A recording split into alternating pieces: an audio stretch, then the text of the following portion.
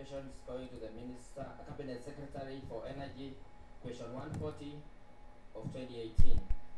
The Cabinet Secretary state whether there are plans by the national government towards compensating the family of the late Janet Changeno, who lost her life through electrocution on 17 January 2018 at Kararono, next to the district officer's office in the seated sub-location in Soin Ward, Sigawet, Soin constituency. Thank you, Mr. Speaker. Very well. Next would have been a question by Honorable Barati, but he has made a request that for reasons which are well understood, he is not able to ask it today. So I will be asked tomorrow. Then the next one will be the member for Igembe South constituency, Honorable John Paul Murigi. Thank you, Mr. Speaker. My question is directed to the Cabinet Secretary for Transport, Infrastructure, Housing and Urban Development. Is the Cabinet Secretary aware that the construction of Maua, Aldero, Kiraone, Kilili, Meru National Park road as stalled? How much money was allocated for the construction of the road? Number C, when is the construction of the road expected to be completed? Number D, noting the delaying construction of the road, could the Minister consider taking disciplinary action against the contractor and awarding the tender to a more competent contractor? Thank you, Mr. Speaker, sir. Well, that will be answered before the Departmental Committee on Transport, Public Works and Housing. Next is the member for Mandera West, Adan Haji Yusuf. I stand to ask question number 143, 2018. To the Secretary, to the Cabinet Secretary for Interior and Coordination of National Government. When is the deadline for acquisition of the new generation national passports, possibly referred to as e-passport? B, is the Cabinet Secretary aware that there are many Kenyan students in foreign countries, including over 5,000 students studying in Turkey, who will not be able to travel back to the country for the purpose of acquiring the said passport? C, could the Minister consider facilitating all move that the urban areas and cities amendment bill, Senate bill number 4 of 2017, be now read a third time and request Honorable Cecily Barilla to second.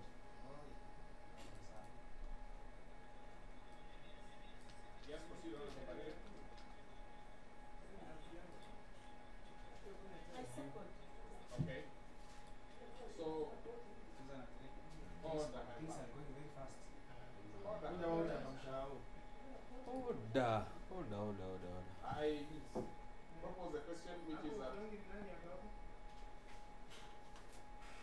urban areas cities amendment bill, Bill for an Act of Parliament to amend the Urban Areas and Cities Act 2011 and for connected purposes. Order number 9, the County Government's Amendment Bill, Senate Bill number 11 of 2017, second reading. Question to be put.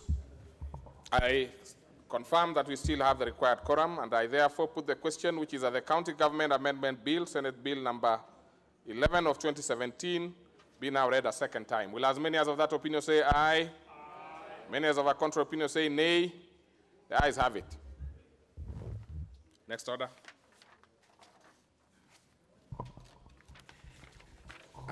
A bill for an Act of Parliament to amend the County Governments Act and for connected purposes.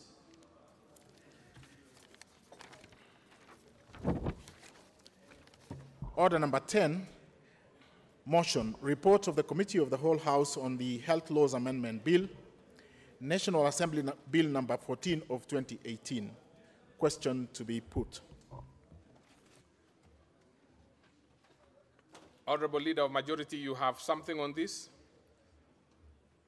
If you do, then I will not put the question. I will actually propose the question, which is that the House do agree with the report of the Committee of the Whole House on its consideration of the Health Laws Amendment Bill, National Assembly Bill number 14 of 2018. Leader of Majority. Honorable Speaker, I beg to move that the motion in an amended form, which is that the motion for agreement with the report of the Committee of the Whole House be amended by inserting the following words at the end thereof, subject to recommittal of the bill with regard to Roman 1, provisions relating to the Pharmacy and Poisons Board Act, Cap 244, in respect of sections 2, 3, 6, new 9, 20, 23, and 27, subsection 4. And in Roman 2, the provisions relating to Kenya Medical Supplies Authority Act, number 20. Combining, you know, an advocate of the High Court and his legal clerk in the office. So this was very important. We wanted to bring sanity, and I really want to thank the chair of the committee, myself, and members who listened to the stakeholders and forced us. So I beg to move. Honorable members, I propose a question that section 2 be amended as proposed by the majority leader. Yes. Let's have the chair speak.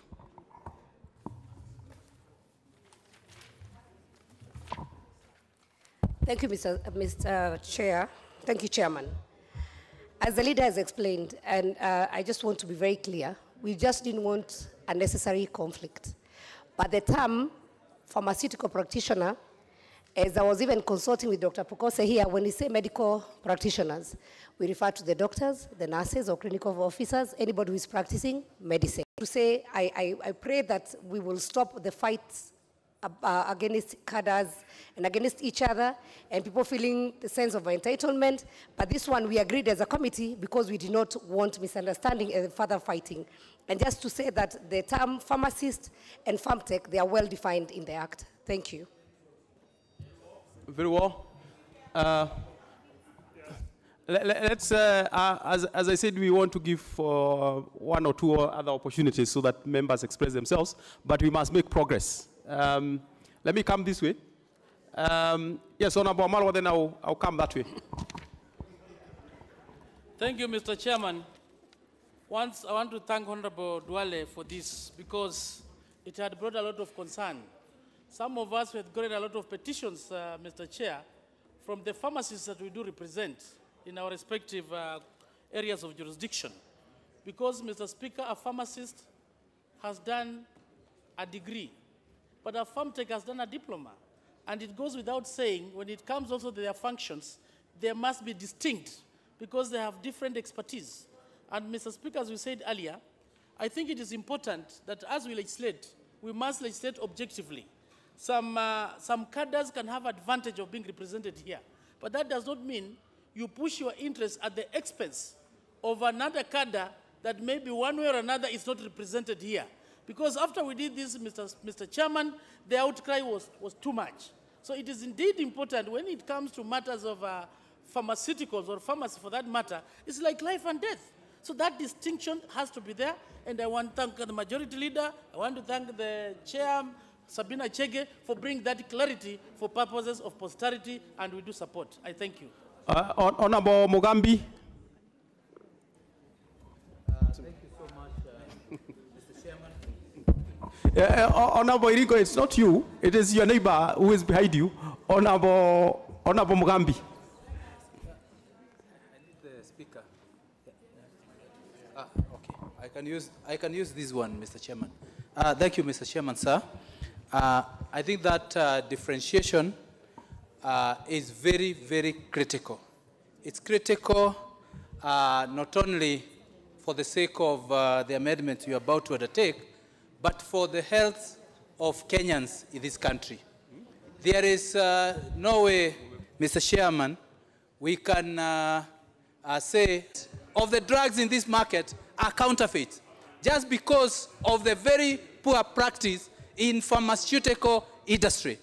Today, we can't legislate even to make it worse.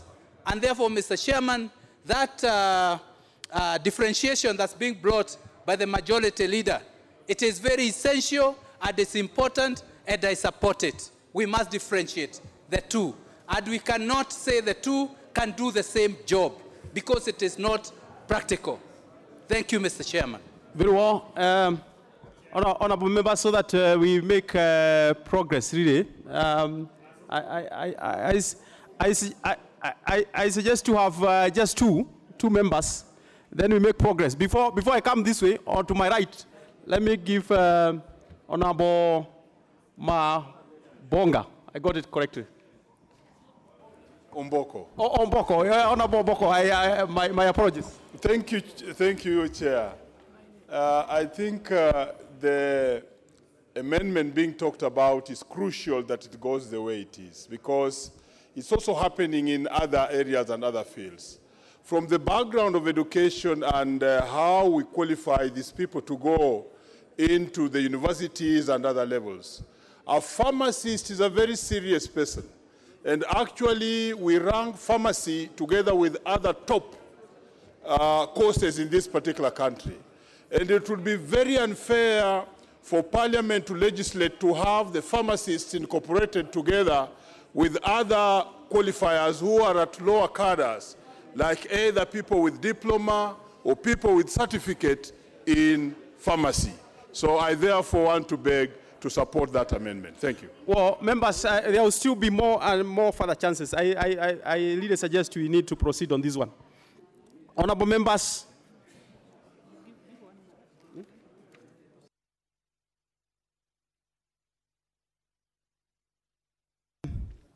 Honorable Pukose, as I consult here. Thank you, Chair. I want to support the amendment, but also thank the committee that they have done a good job, because what the committee made it is that they are all of them pharmaceutical practitioners. They are practitioners in the field of pharmacy. What the majority leader has done is now to give the further distinction, so that you can now be able, if you go to the chemist or you go to any industrial, because for you to go for training in pharmacy, you have to go to the university. Then the other one, you are doing a diploma in a college, and your requirements and the length of training period also varies. So the pharmacist has a more period of training, has a more exposure than the pharmaceutical technologies, and is the boss to the pharmaceutical technology. So to me, I think this is a good further amendment. I support it.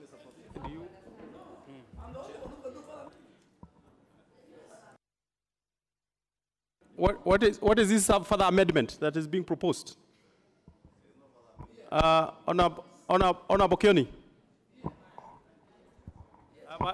Majority, I'll give you a chance. Honorable Kioni. Thank you, Mr. Chairman. In 1983, the late Dairas Bella introduced Section 13E in the registered pharmacist. Means a holder of a degree in pharmacy from a training institution recognized by the board. The question that begs for an answer, which are these training institutions that give degrees? Degrees come from universities. Why can't we have that clarity? So, Honorable Kioni, so that then the members appreciate. Thing to amend is, well, I was saying we delete the word training institution and provide for university. That ambiguity will be misused, and I can tell you it will be misused. But it's now on record. If you decide to misuse it, I leave it to the House. Well, you know, Honorable Kioni, you need to move that further amendment properly, so that it is on record. Mr. Chairman, I beg to move.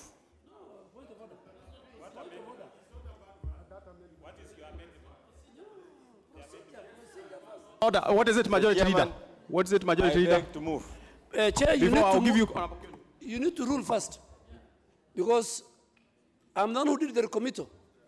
The amendments on the order paper are mine. His amendment, further amendment 1 is not in the order paper. It has not been circulated. But the fundamental question is, can somebody do a further amendment on my amendment without my permission? Or it's me to do it? You need to clear that.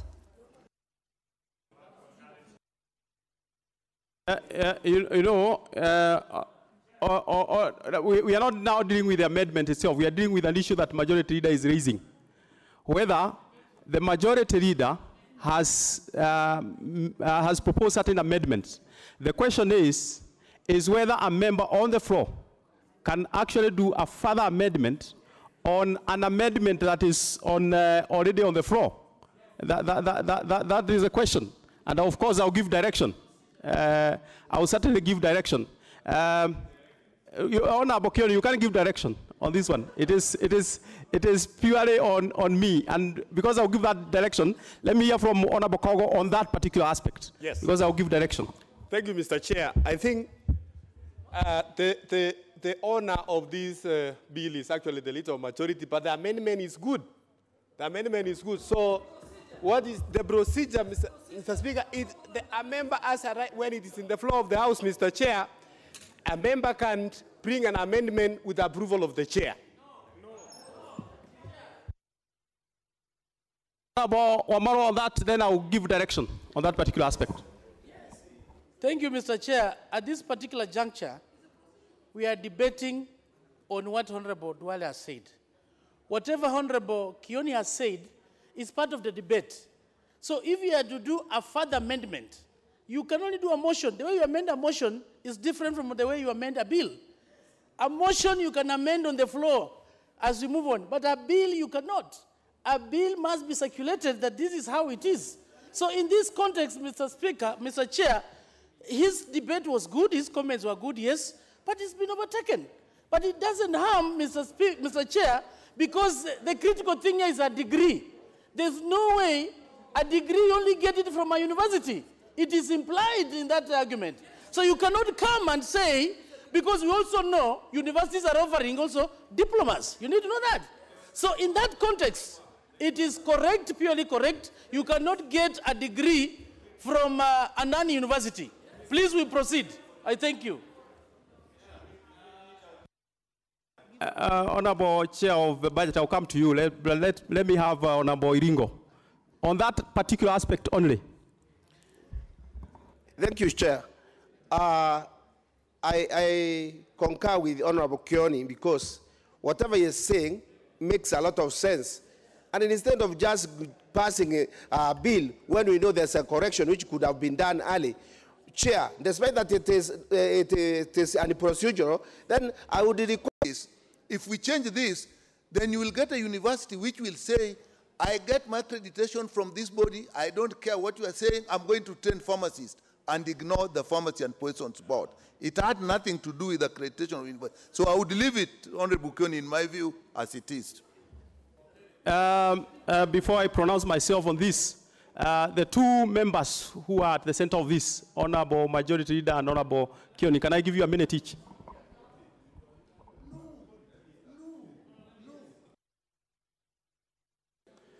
Chair, I think Honorable Ichungwa and Honorable Nyekal and Honorable Chris said it all. What we are dealing with here in this amendment is a holder of a degree in pharmacy. That is the gist of this amendment. Secondly, even when you go to a training institution, you get your license from this board. Exactly. You get, yes. So the curriculum is set by the board. So I think the element of bringing in a university is when it deals with accreditation. Let us not mix it. And I really want to ask my good friend, in fact, as the chair will rule, I've also looked at the standing orders, it's allowed. But in consultation with me, you can move an amendment. But I think the gist of the matter is a degree in pharmacy and approved by the board. That's the gist of the whole thing. Because even when you do pharmacy, you must get licensed by the board. Very well. So I think I've really convinced my... Very well. Before I give to Honorable Kioni, please, I'm afraid I will not allow any other on this one because I have to give direction. What we have is an amendment to a bill. In a sense, it is a motion that we are considering that is on the floor. Now, if you look at standing order number 54.9 actually, allow me to read. An amendment to an amendment may be moved and if necessary seconded at any time after the question upon the original amendment has been proposed and before it has been put. So essentially, honorable members, just not only for the current case, but even moving forward, and it will be good for you to read the whole of standing order number 54, all of it. But more specifically, that is critical to us is 54.9. So Honorable Kioni's further amendment is actually allowable. And in that case, Honorable Kioni. Thank you, Mr. Chairman. And I want to say that I've heard the leader of majority, and I respect his views and the views of those other members. But as I've said, Mr. Chairman, I have had an experience, and I did mention the year 1983. That is when an amendment of a similar nature was moved in this House by the late Dairas Bera. From that point onwards, the board decided to disregard the issue of degrees. They have misused that gap that was created by the ambiguity that seems to be there. And I hear what people with good intentions are saying. But when you leave it out there, and the courts have even pronounced themselves on this, they allowed fellows without degrees from institutions from all over. Today, even a mechanic can do real estate. It does not need you to go to the University of Nairobi. And for that reason, Mr. Chairman, that's why I was pleading. Even with the good contributions from the PhD holder here and my reader, that they allow this amendment, it causes no harm. It only improves the registration and the clarity. Can you move? And for that reason, Mr. Chairman, I wish to move that the amendment be further amended by deleting the words training institution and substituting, therefore, with the word university. Yes, very well. Yes, honorable members, I wish to propose a question that the amendment be further amended by deleting the words training institution and substituting, therefore, with the word university. Honorable members, I put the question that the amendment be further amended by deleting the words training institution and substituting, therefore, with the word university. Will as many as are of that opinion say aye? Aye. Will as many as are of the contrary opinion say nay? The ayes have it.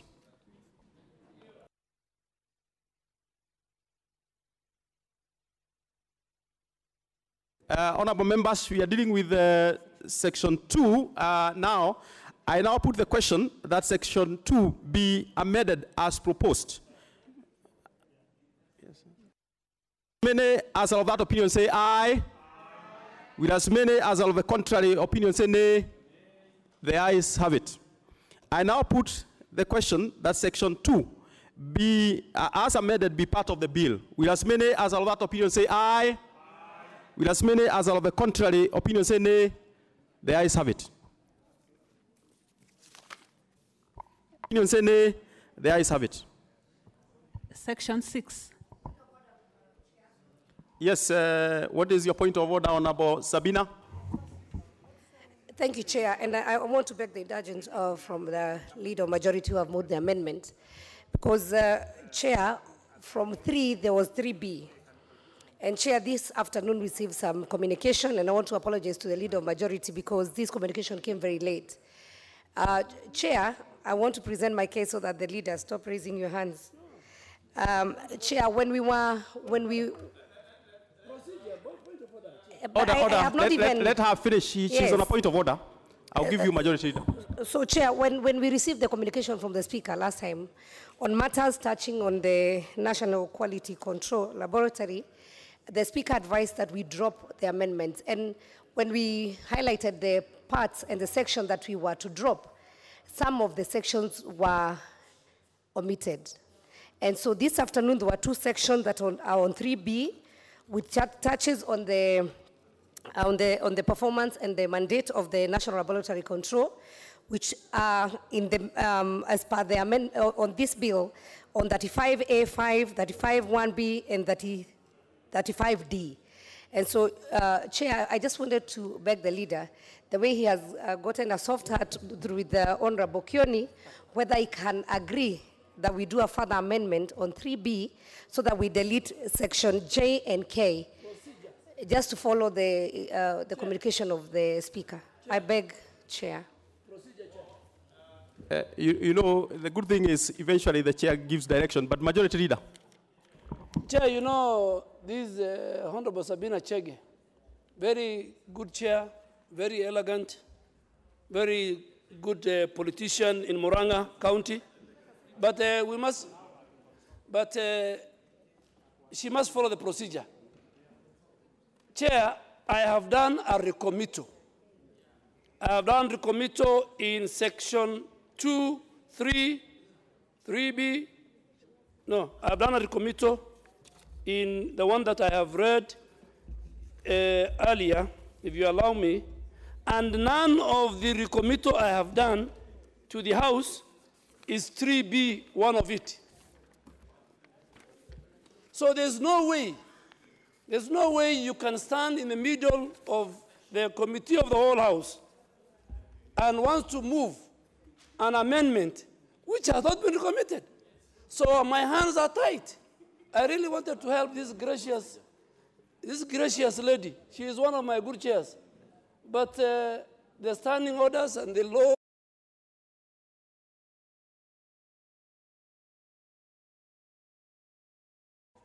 we have, you can go to the Hansard. I did not move that for recommittal, so it cannot be discussed. Well, let's not engage on this clearly. It is a straightforward matter. Look, what we are considering now is business recommitted. You cannot open up a clause that was not recommitted. It is as straightforward as that. And starting order number 138, when a bill has been recommitted, that is it.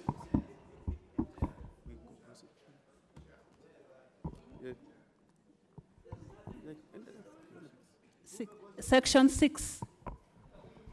Honorable members, I propose a question that section 6 be part of the bill. Majority Leader. Thank you, Chair. I beg to move that section 6 of the bill be amended as provided for in the order paper. And Chair, this amendment seeks to, the committee amendment has sought to have the registrar keep a register of all pharmaceutical practitioners. Therefore, again, this is another consequential amendment, just to delete the word pharmaceutical practitioners wherever they appear, to keep a register of the specialist pharmacists who have been defined in amendment. So basically, it's a consequential amendment, changing the word pharmaceutical practitioner to where we have come back to. I beg to move. Honorable members, I propose a question that section 6 be amended as proposed by the majority leader. Honorable members, I now put the question that section 6 be amended as proposed by the majority leader. Will as many as are of that opinion say aye? Will as many as are of the contrary opinion say nay? The ayes have it. I now put the question that section 6 as amended be part of the bill. Will as many as are of that opinion say aye? Will as many as are of the contrary opinion say nay? The ayes have it. Section 20. Honorable members, I propose a question that section 20 be part of the bill. There are no amendments on that particular one. Honorable members, I now put the question that section 20 be part of the bill. Will as many as of that opinion say aye? Aye. Will as many as of the contrary opinion say nay? The ayes have it. Section 23. Honorable members, I propose a question that section 23 be part of the bill. There are no amendments also on that one. Honorable members, I now put the question that section 23 be part of the bill. Will as many as of that opinion say aye? Aye. Will as many as of the contrary opinion say nay? The ayes have it. Section 27(4).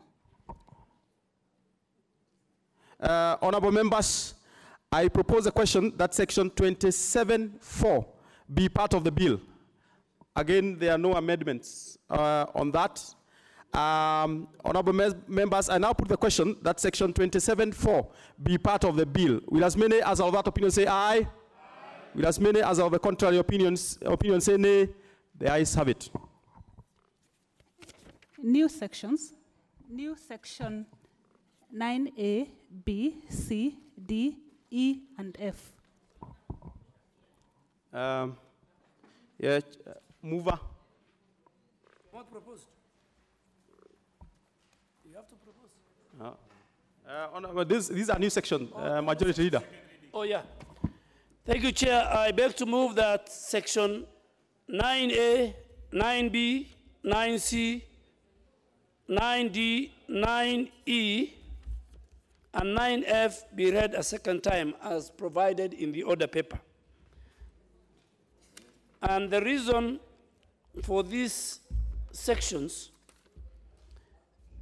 this new section 9A, 9B, 9C, 9D, 9E, and 9F were proposed by the committee to provide for the procedure for the application and granting of license to practice pharmacy, as well as the condition for the granting or refusal either to grant or to such licenses. What does the recommittal does? The recommittal, therefore, is for the purpose of making, again, consequential amendments.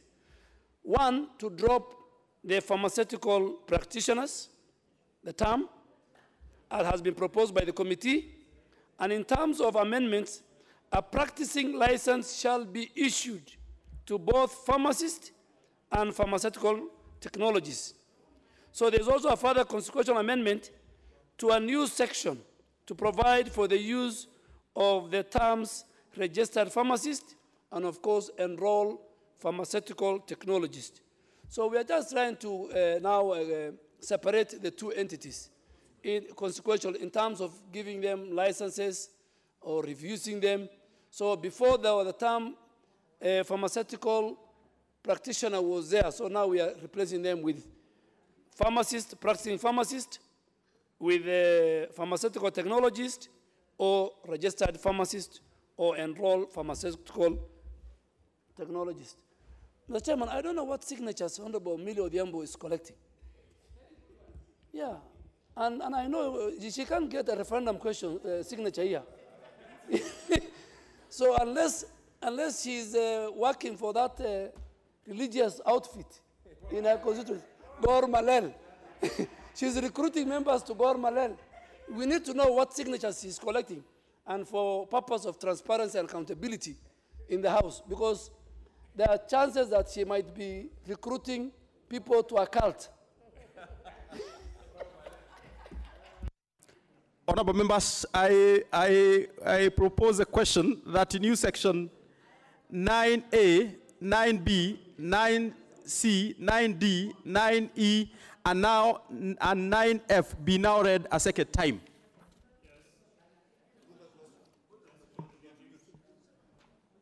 Yes, Honorable Pukose.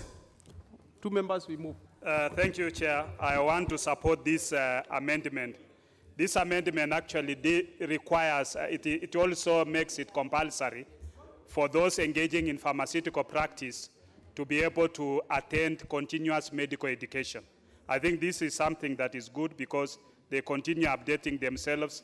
And you know, pharmacy is a very critical area where you are dealing with the drugs, and they need to understand what kind of medicine they are dispensing. So I think, Chair, this is a very important amendment, and I want to support the majority leader. Thank you.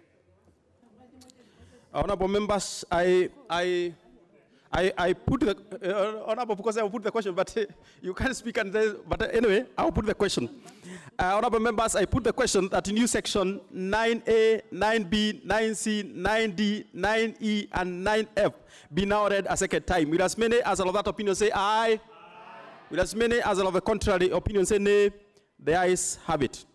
Honorable members, I propose the question that new section 9A, 9B, 9C, 9D, 9E, and 9F be part of the bill. I put the question that new section 9A, 9B, 9C, 9D, 9E, and 9F be part of the bill. Will as many as of that opinion say aye? Will as many as of the contrary opinion say nay? The ayes have it. Provisions relating to the Kenya Medical Supplies Authority Act, number 20 of 2013. New section 4. Majority Leader, new section. Chair, you'll allow me to... Chair, I need to do an amendment to this, to do a further amendment.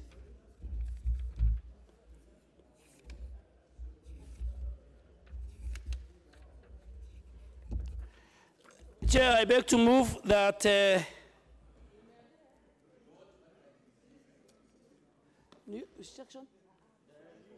new section 4.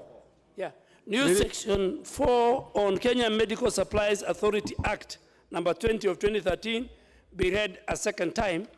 But Chair, I need to move a further amendment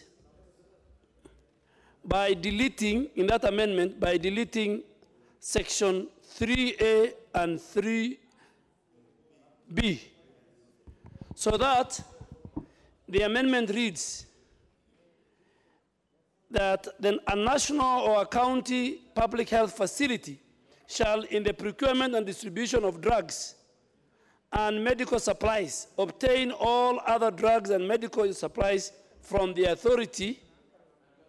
And then we go to 4,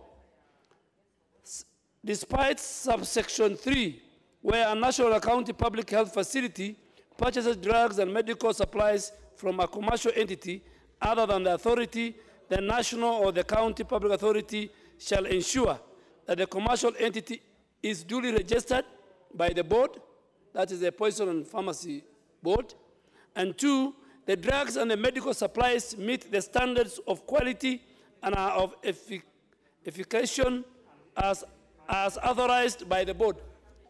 What are we trying to say? One, Chair, if members can listen to me, that Honorable Pukose,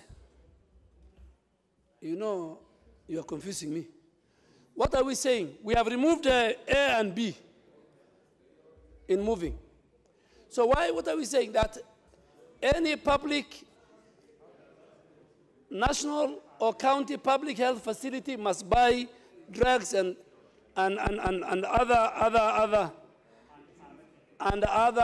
medical supplies from KEMSA.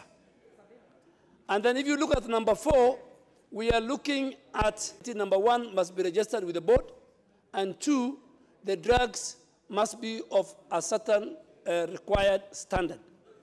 And then finally, because Mr. Chairman, and members will agree with me, is that KEMSA ideally was formed to supply drugs to both the national and county health public facilities. But because there's no kickback there, the county governments and even some of the national public health facilities are buying from chemists, where they will get a kickback. And even we have put now in this amendment, if you violate this law, then you will be jailed for a certain period of time, or you pay a fine of 5 million. I beg to move.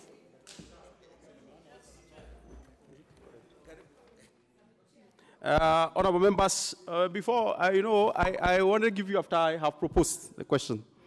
Honorable members, I propose a question that new section 4 be now read a second time.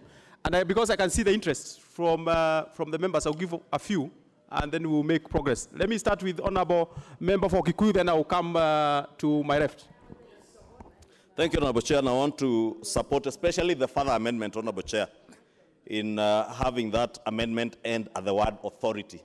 And what the Leader of Majorities has said is actually what is happening today in this country. I'll tell you, Honorable Chair, if you go to KEMSA today, and those who sit in the Health Committee maybe will be able to tell you, and those who sit in the Public Investments Committee, there are a lot of drugs that are expiring in KEMSA. At the same time, the same drugs are being procured from commercial entities by our county governments and other hospitals in our national government. And for that simple reason that the Leader of Majority has called the desire for kickbacks. And it is immoral that we can have a government agency whose sole mandate is to procure and distribute drugs in this country. Then we allow the same public resources that we have given to the county governments and other government institutions like K&H and the other referral hospitals to go then and procure drugs, in most instances, at prices that are much higher than those prices that are being given at KEMSA. The import of this further amendment that the Leader of Majority has done is very good, Honorable Speaker, and I want to thank him. Because simply, if we left it as it is, it would be very easy to manipulate as a section. But I think he has not gone far enough.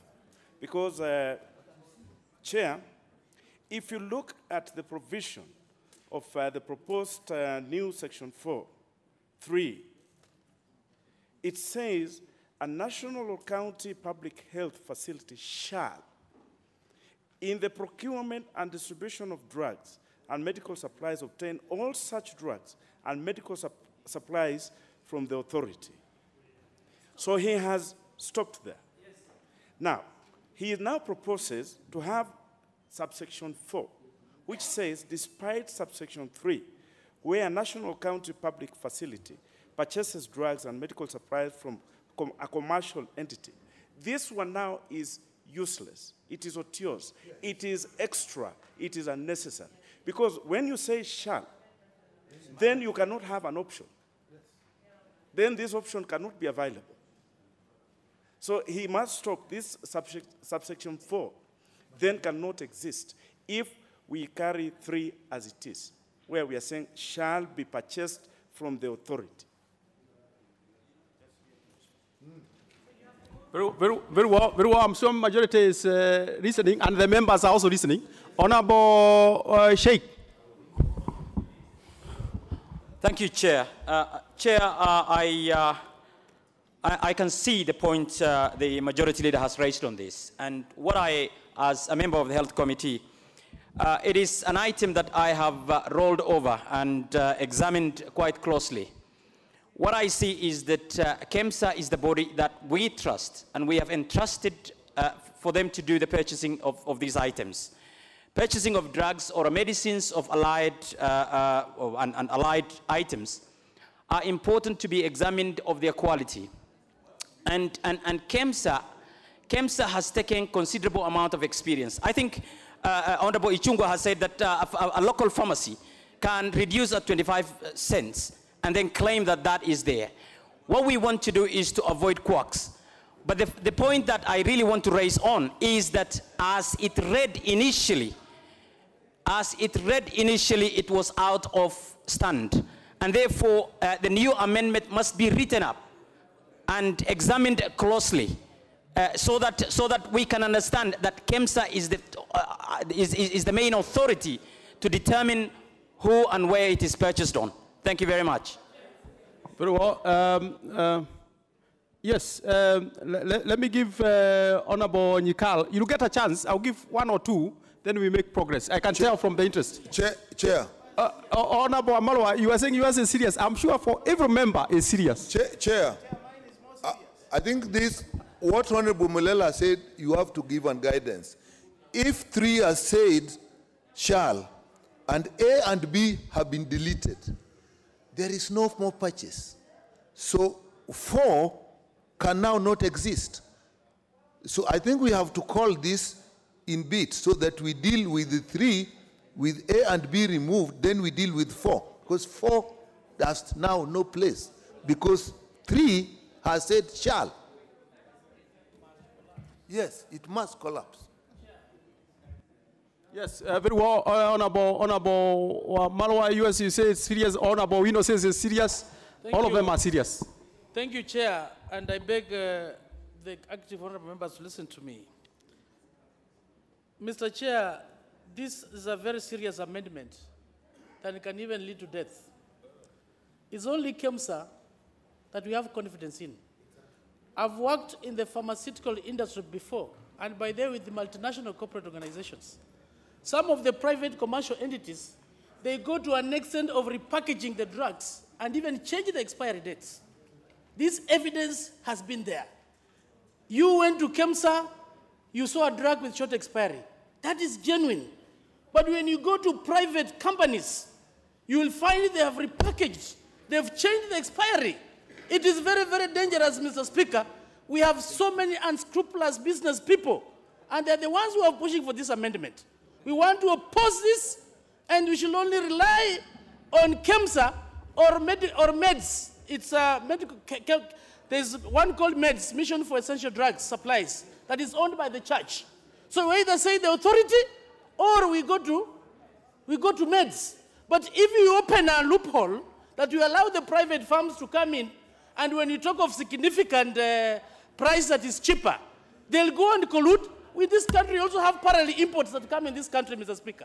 We are trying to compromise the life of Wananchi. We better remain with KEMSA. If not, you go to Kenya, to Mission for Essential Drugs, which is a faith-based institution, that because it's a faith-based, obviously might not be able to manipulate these unscrupulous practices.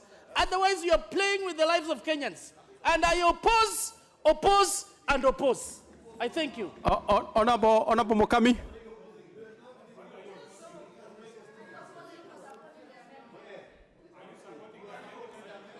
Honorable Mokami.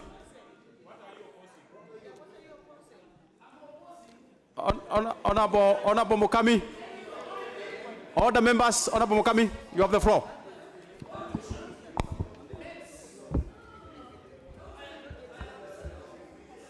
Yes, Honorable Speaker.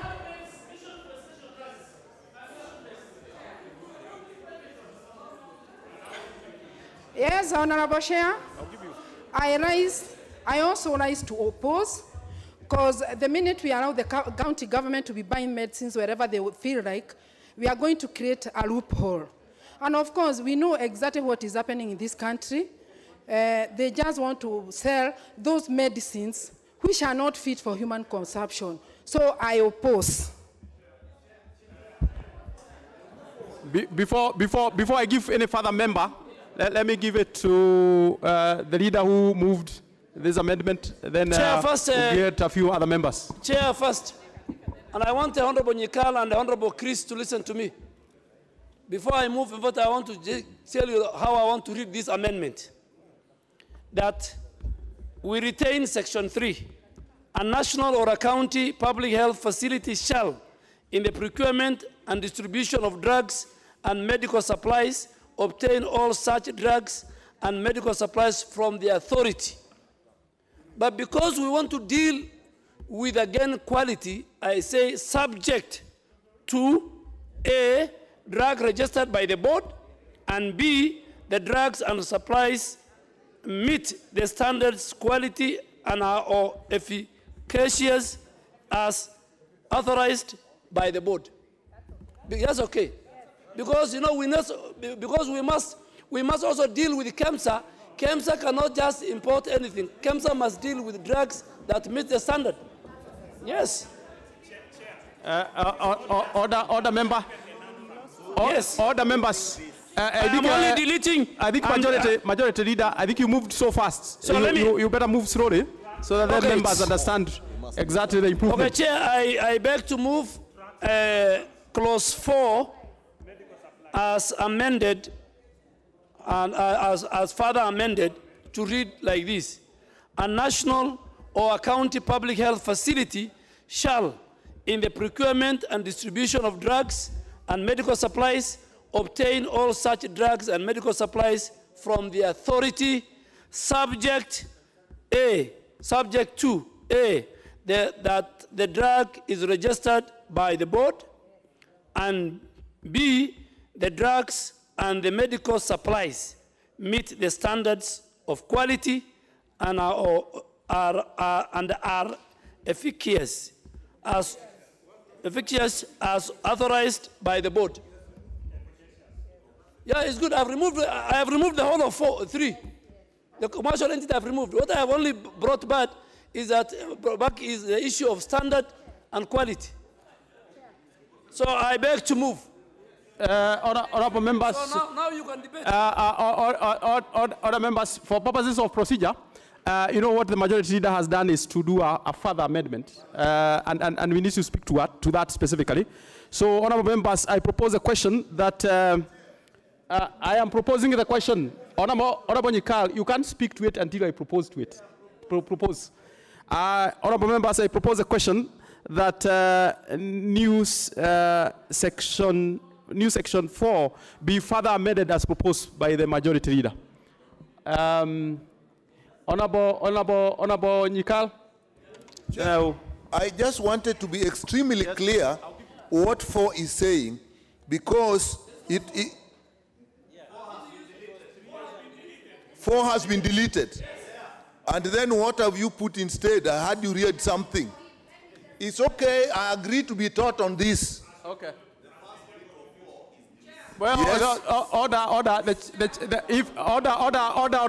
Kikuyu, member for Kikuyu, you can't be giving references to the one on the honorable chair of health.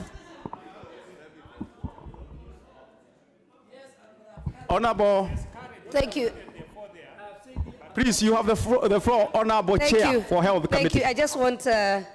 Honorable Sabina. Thank you, Chair. I just want to explain to my senior, Honorable Nyikal, and I also want to thank Honorable Duale for that further amendment, because now, Honorable Nyikal, it reads up to where the word authority comes in 3, and then says subject to the drugs are duly registered by the board, and also the drugs and medical supplies meet the standards of the quality and the efficacious as authorized by the board.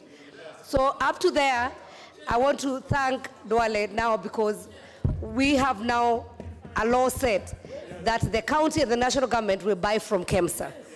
And we have not also opened a window that was there existing before in the amendment of the leader before, that there were excuses. If the prices, if the drug is not available, and we know in Kenya, all this, if you open this door, we are going to create excuses for them not to buy from KEMSA. So thank you, leader, and I support. Very well, very well.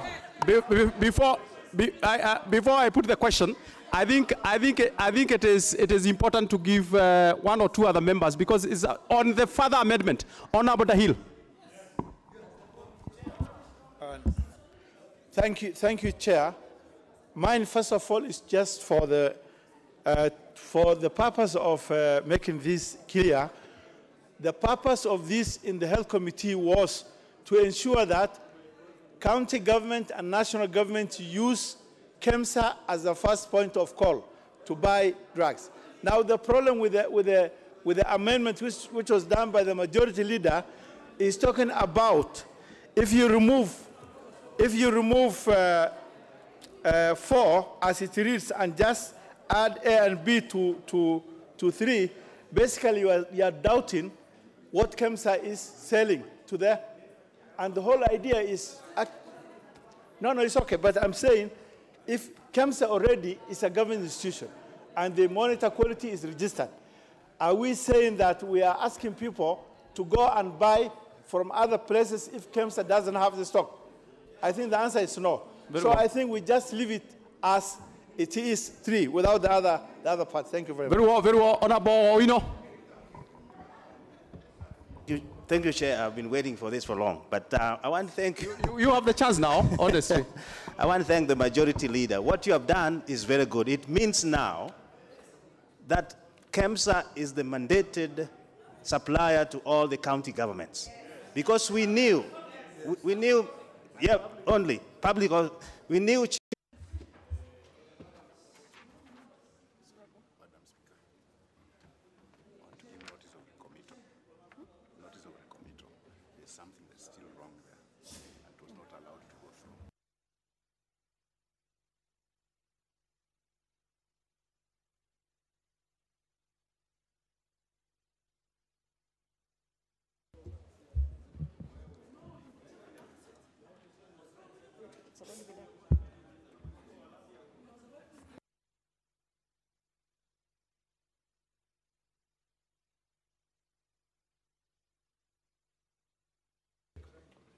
Okay, honorable members, order. Can we have the chairperson to report? Honorable Speaker, I beg to report that the Committee of the Whole House has considered the Health Laws Amendment Bill, National Assembly Bill number 14 of 2018 and approved the same with amendments.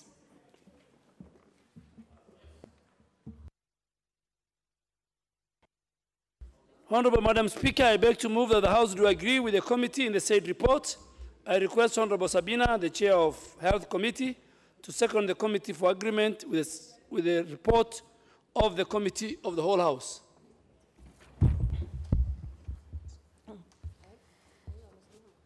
Honourable members, I propose a question, which is that the House do...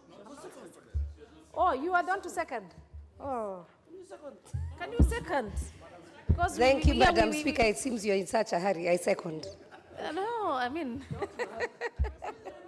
you're the one who is sleeping in your work. Yes, don't sleep on the job. Yes, but it's seconded. Rightfully, it's part of the holiday. Yes.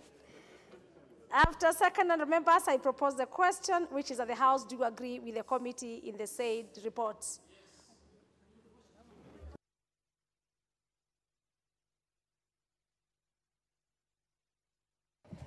I need to give 2 or 3 people as something is consulted. The mood of the House. Yeah. Just one moment. Leader of majority, you can consult with the clerk.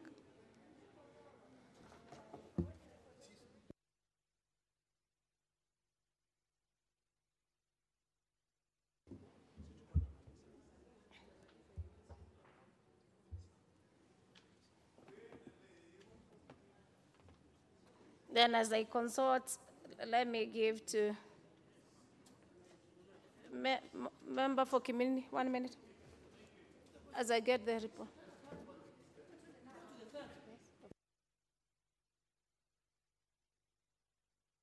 Okay.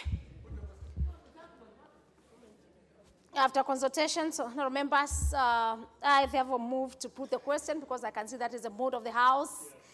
I put the question, and I confirm to the House that I have the numbers for me to put the question. Then I move to put the question, which is that the House do agree with the committee in the said reports.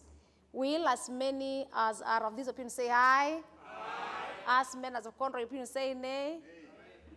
The ayes have it. Can we have the mover to move the third reading?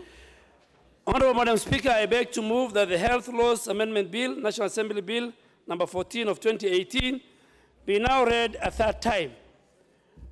Madam Speaker, in my history as a member of Parliament, never before have I experienced the kind of interest that this bill has attracted. The saddest thing I have noted is that the interest was self-interest from professionals in the pharmaceutical sector and their sibling rivalry between Pharmacy and Poisons Board and its subsidiary, National Quality Control Laboratory. This afternoon, I found members from the National Control Laboratory in my office without an appointment. I saw veterinarians in my office without an appointment. And the procedure is very, very clear. And I really want to ask the clerk that government officers cannot come to Parliament to lobby. The powers to legislate rest with the 345 men and women of this House. I was saddened, Madam Speaker, when I learned that these interests were not necessarily of public, but mostly self-preservation. As legislators, we have been called upon to legislate for the public while balancing the interests of the sector players. I am grateful to members of the public and the consumers of the pharmaceutical products who sent views, memoranda, or words of encouragement to the committee and to the House. Now that we are concluding with the bill, I challenge the Health Committee to either regulate or control the cost of medicinal services and pharmaceutical products and services.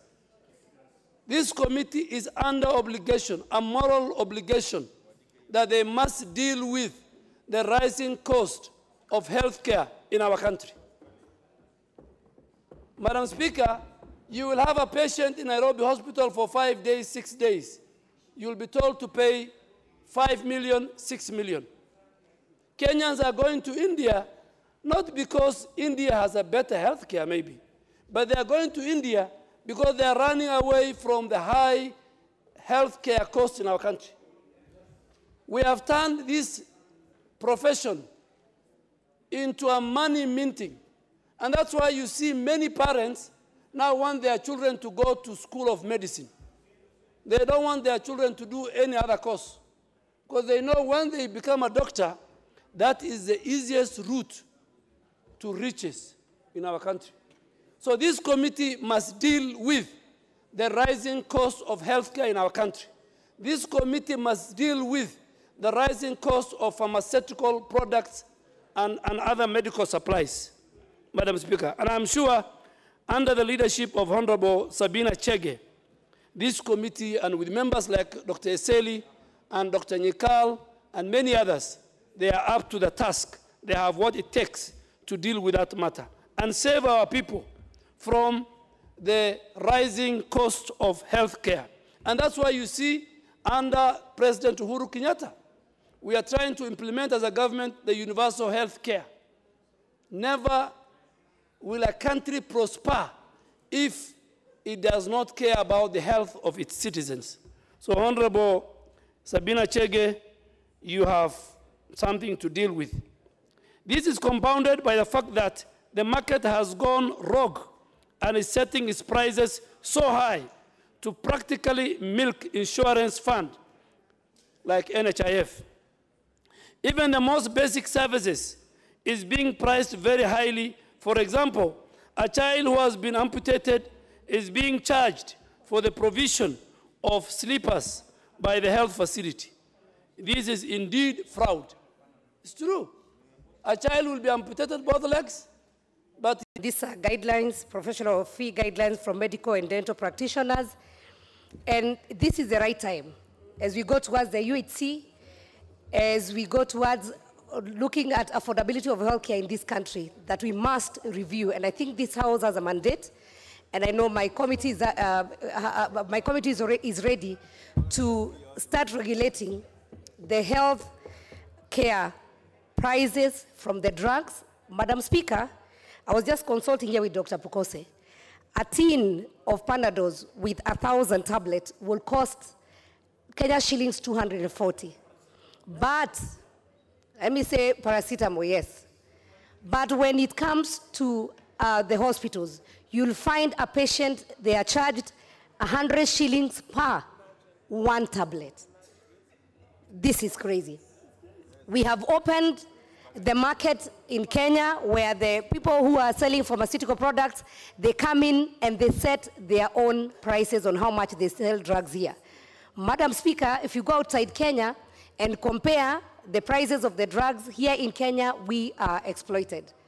Madam Speaker, I was sharing with Dr. Nyikal also, where he bought a tablet that they buy at 100 shillings. Went to Kisumu, bought it at 10 shillings, went to another pharmacy, bought at 5 shillings.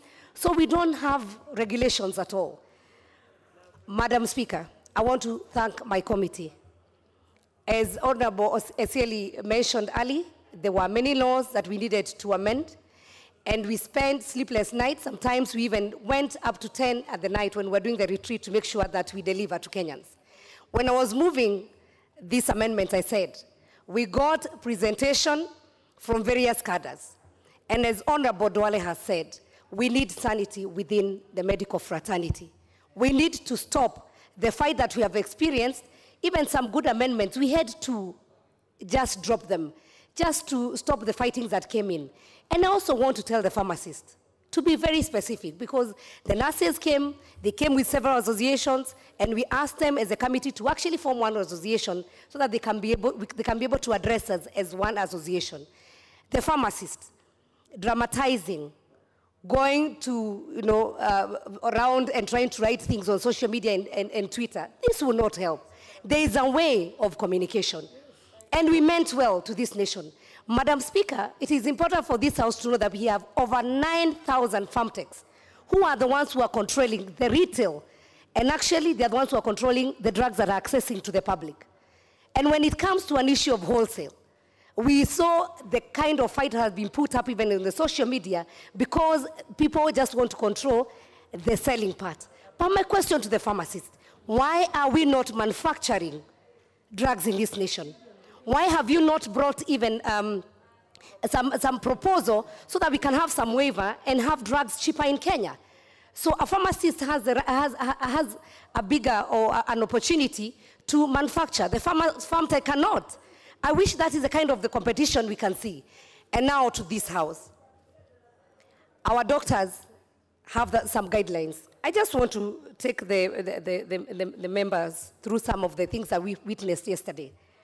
For a doctor to come and witness a postmortem, the cost is 24,000 shillings minimum, and the maximum is put at 60,000.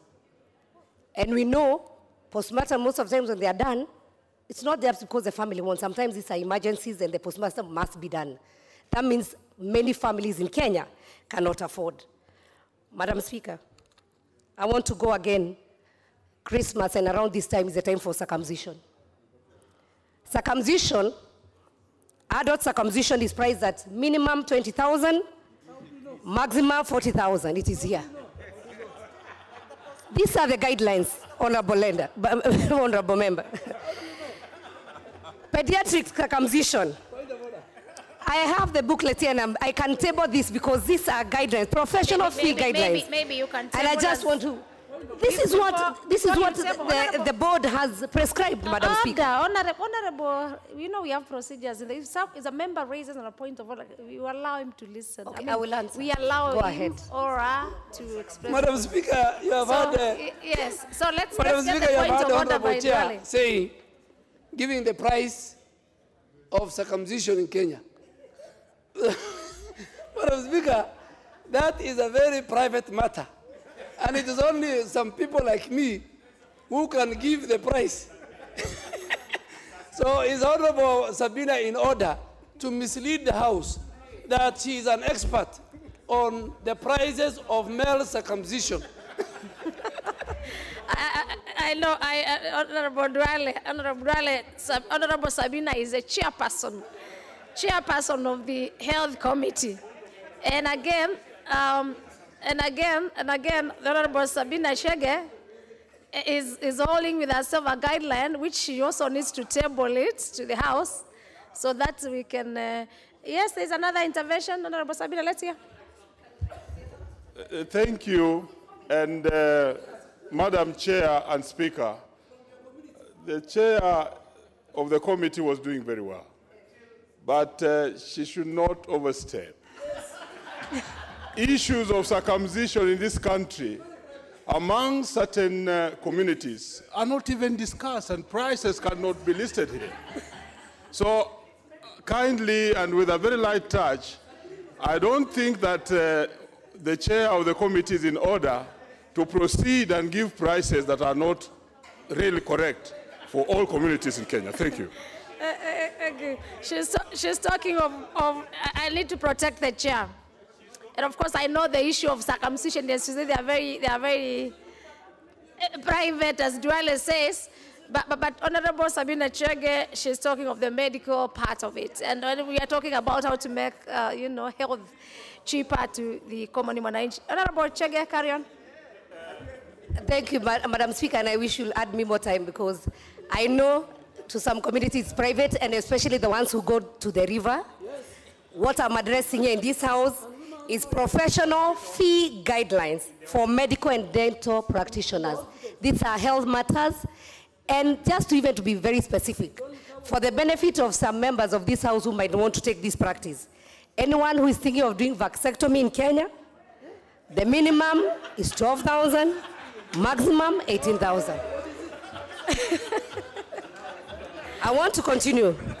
Let me go for something that is lighter. I just want to inform the House so that we know when we say health is not affordable in this nation, and health care has been left to the rich.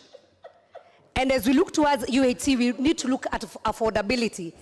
And so that we can Honorable Sabina, check. Yes. Maybe you can still let me give a lighter one. House. What are you holding? What are you holding? Is it a guideline? What is it exactly?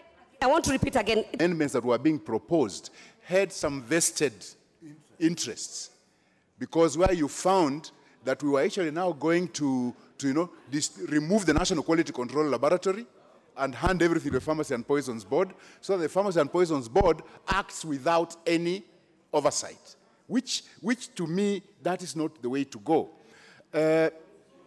So there was that kind of thing, and perhaps when you find it looking like there were some professional interests that came to play, but to me, I don't feel it's bad for members of a profession to lobby members of parliament, because lobbying is part of politics. That one is accepted.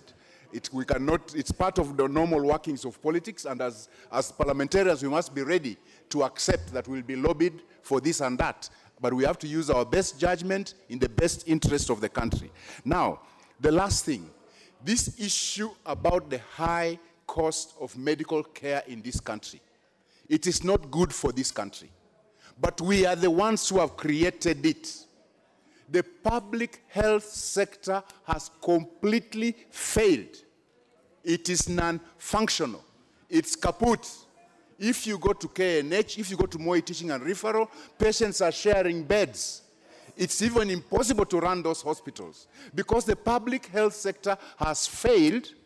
That has given the private health sector a chance to increase their prices. So it's very simple. Let's get our public health sector working properly. Once it's working properly, these prices we are complaining about will self-regulate. Okay. They'll come down because the private sector will not have as many patients as they're having now. So, Madam Speaker, it is very important that we be careful when we deal with health, when we propose laws to govern health. We need to be very careful, but of course, we must also consult, apart from the consumers of healthcare, we must consult the practitioners also. They probably know more about it than the rest of us. Thank you, Madam Speaker. Thank you, the Honorable Member for Togaren. And again, the member for Togaren is a member of the Health Committee, and I'm sure most of the consultations you do it with your chair. The member for Diwa.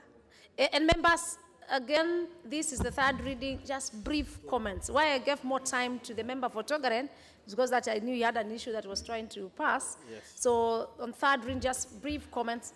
Member for Diwa. Thank you so much, Mr. Speaker, Madam Speaker. I'm so grateful to the Majority Leader and also our Chair. And I want to say that the House should know that the Chair is Chair with men behind her.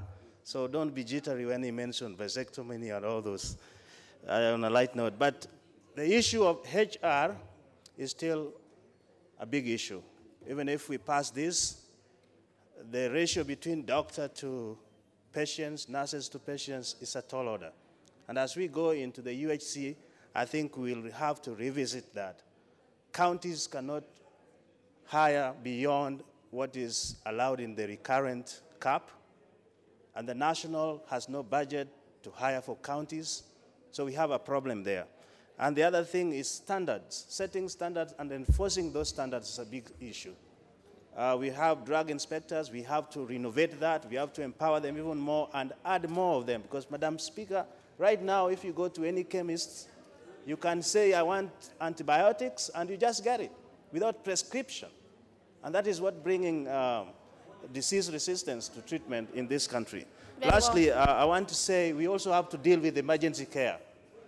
But I think what we have done today is good, and I really salute our colleagues and our chair as well. Thank you, Madam Speaker. Very well. The member for Nandi, Tum Chebet. Just a brief comment. This is third reading. We are the... Yeah, Madam Speaker, it's not a debate. I support this motion on regulation of healthcare in this nation. Most of the people in our counties are dying because of expensive drugs and medical care. I know of many people who have sold their land. There are new diseases because people... Debate on the issue of affordable health care to our public.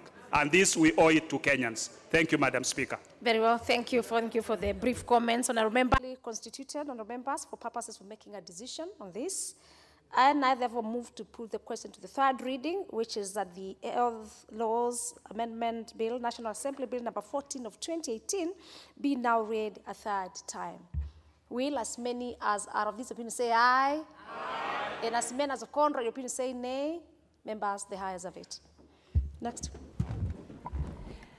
A bill for an act of Parliament to make amendments to health-related laws. Order number 11, the Sacco Societies Amendment Bill, National Assembly Bill number 1 of 2018, second reading. The leader of majority for the Sacco Societies Amendment Bill, National Assembly Bill number 1 Thank you, Madam of 2018. Speaker. I beg to move that the Sacco Societies Amendment Bill of 2018 can now be read a second time.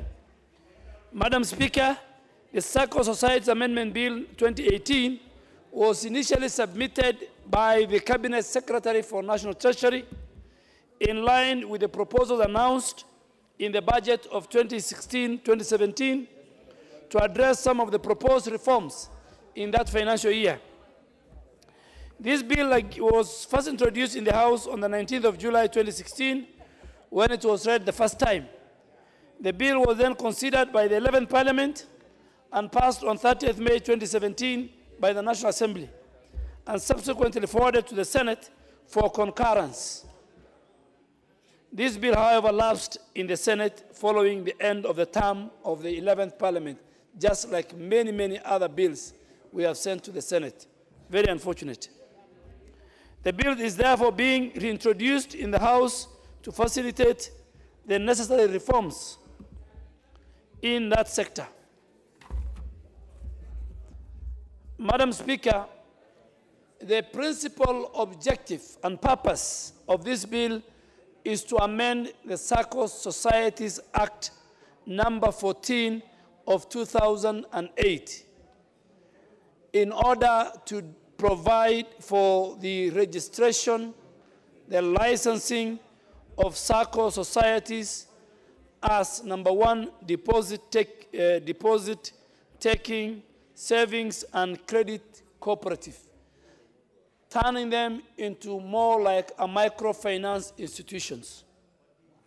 So by way of introduction, Madam Speaker, prior to the enactment of the Sacco Societies Act of 2008, SACCOs were regulated under the Cooperative Societies Act, CAP 490.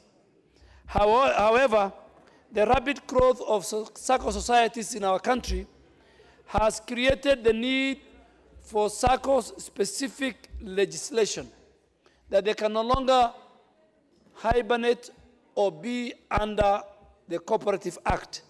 And that is the reason why a specific legislation was enacted, which was called the Sacco Societies. Their supervisory mechanism, the promotion of Sacco societies, and the establishment, finally, of Sacco Societies Regulatory Authority, known as SASRA.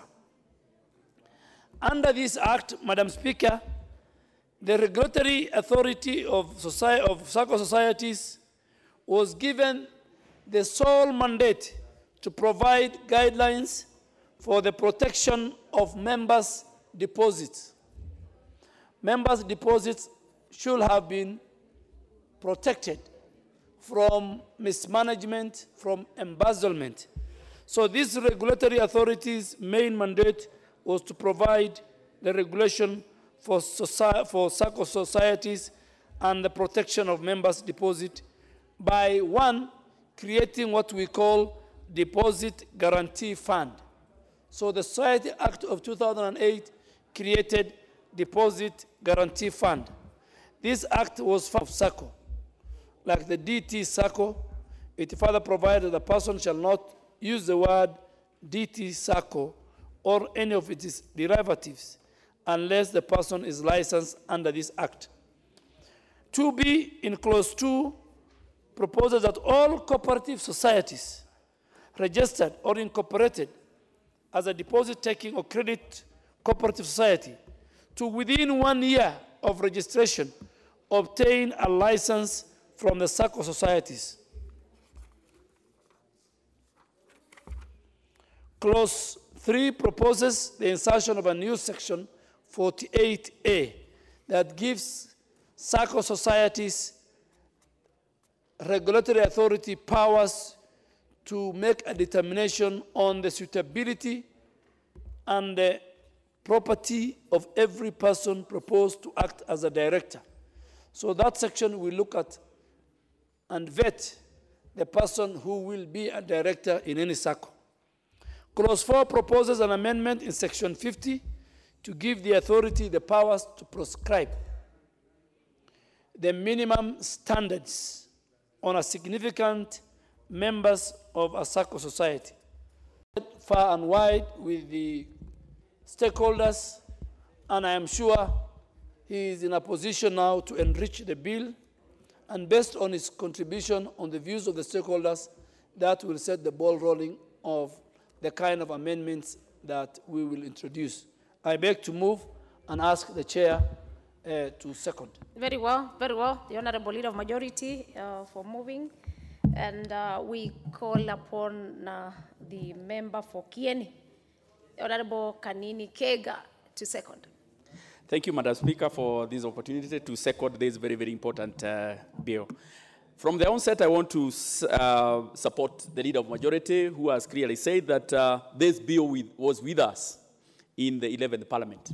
And it went through the whole entire process in the National Assembly, but it died in the other house, as we are told. And we are hoping that this time round, the bill is not going to die in the other house. We are going to do our part and make sure that we forward it as soon as possible. Secondly, we have also been having quite a number of amendments coming through for the Sacco amendments, so to speak. And there was a time that we were saying that we should all consolidate all of them and then have one comprehensive amendment or bill coming to the floor, owing to the fact that we have a new constitution, of course, which we need to align most of our acts. Madam Speaker, this bill has 4 issues or 4 lines that it intends to cure. The first one is the issue of the DT, and the DT is deposit taking. When you mention the word Sacco, what comes to the mind of many Kenyans, and especially now with the emergence of the Matatu Saccos and all that, is a business that is not regulated, a business that is not, or a sector that is, does not follow the law and all that. It is unfortunate that the word Sacco was not patent, because if it was patent from the word go, we would not even be talking about deposit taking.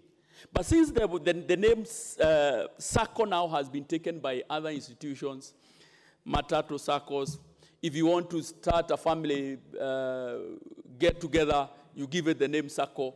To differentiate the deposit-taking Saccos, and I have to be very clear on this, the target Saccos are not all the Saccos. They are the deposit-taking Saccos. What you call, or commonly refer to, the ones that have front office services, the FOSA. Madam Speaker, since the introduction of the Prudential Regulatory Framework for the Deposit-Taking Saccos, that is the DTS, in Kenya in 2010, concerns have been raised relating to the usage of the name Sacco or Sacco Society within the larger cooperative sector.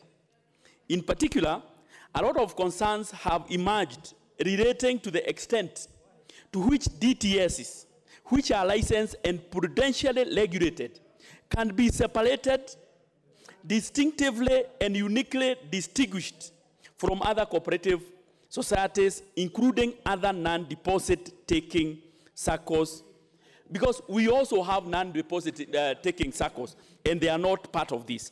These concerns are born out from the fact that many cooperative societies have been invariably using the name Sacco or Sacco Societies to the extent that in common parlance, it has become difficult to know the difference between a cooperative society, a Sacco society, a deposit-taking society, that is DTS, and a non-deposit-taking Sacco society, or NDTS.